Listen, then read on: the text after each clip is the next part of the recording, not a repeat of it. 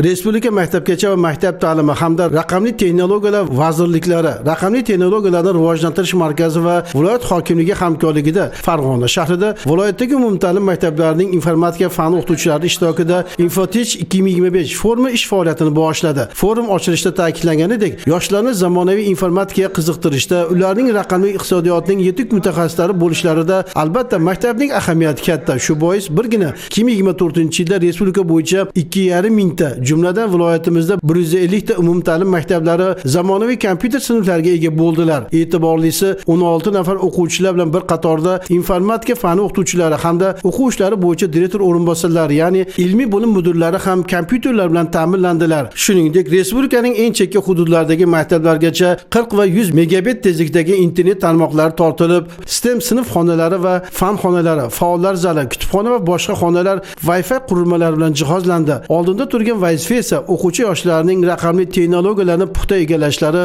shu soha bo'yicha yetuk kadrlar bo'lishiga zamin yaratishdan iborat. Bu esa informatika o'qituvchilari zimmasiga katta mas'uliyat yuklaydi hamda bilim va tajribalarini doimiy oshirib borishlarini talab etadi. Ayni forumda ana shu maqsadlarga alohida e'tibor qaratildi. Tadbirimizda mingdan ortiq informatika mana shu viloyatdagi informatika fani o'qituvchilari ishtirok etmoqda.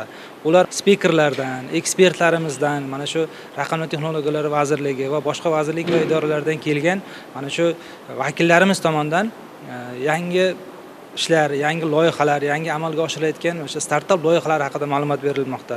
Maktablarda faoliyat olib borayotgan yaxshi informatika axborot texnologiyalar fani o'qituvchilar ham ma'ruzalari qo'yilgan. Bu ham mana shu o'qituvchilarimiz bilan yana ularning muammolari, qanaqa muammolari, nimalarga e'tibor qaratishimiz kerak, mana shu darsliklarda o'tayotganda nimalarga e'tibor qaratishimiz kerak, mana shu fanda yoki o'quv dasturlarini, shular haqida ham mana shu ma'lumot berib o'tiradi. Bu ham mana shu yangi kelgan o'qituvchilarimiz bor maktablarga yoki bo'lmasa yoshi katta ustozlarimiz bo'lishi mumkin. Ertaga maktabiga borib shunaqa dars o'tishim kerak ekan deb o'zi oldiga maqsad qilib qo'ymoqda. Ustozlarimiz olgan bilimlarini kelgusida maktablariga borib qo'llab, mana shu o'quvchilarimizni IT sohasiga qiziqtirish, ta'limni mana shu raqamlashtirish orqali dars o'tishga qiziqtirishga katta hissa qo'shadi degan umiddamiz.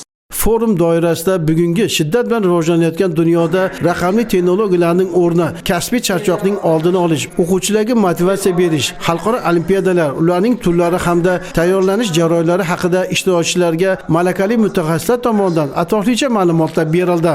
Infotech 2025 forumi ilk bor Farg'ona viloyatida tashkillanganidan biz farg'onalik ustozlar bag'oyatda xursandmiz. Bu narsa har bir ustozga qo'shimcha ma'lumot asosan, ya'ni hozirgi kunda juda foydalanadigan saytlarimiz ko'p. Lekin umumiy olganda o'qituvchi uchun eng keraklilarini tanlab berish, ularni o'quvchilarga to'g'ri yetkazish va o'quvchilar undan to'g'ri foydalanishni o'rgatish bo'yicha tashkillangan.